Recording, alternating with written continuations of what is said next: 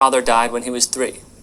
He made it through the 8th grade in local schools. Then he ran away from home. He drifted around for years, holding various jobs, marrying 4 times, and occasionally running into trouble with the law.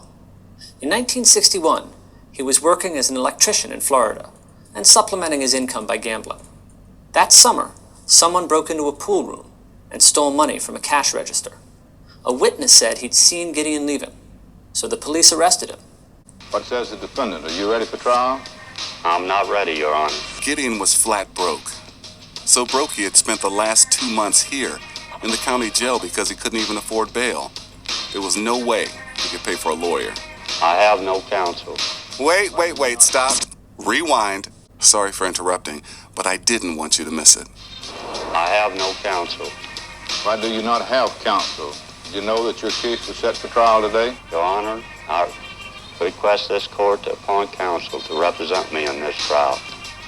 I'm sorry, but I will have to deny your request to appoint counsel to defend you in this case.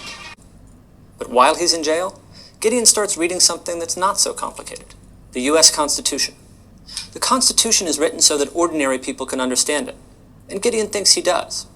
He thinks he understands the 6th Amendment, which says that in all criminal prosecutions, the accused shall enjoy the right to have the assistance of counsel for his defense.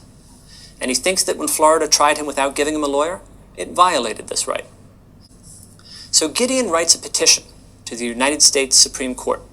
He writes it in pencil, on prison stationery. Among the thousands of petitions the Supreme Court receives every year, this is probably not the most impressive or the most professional, but it catches the court's attention.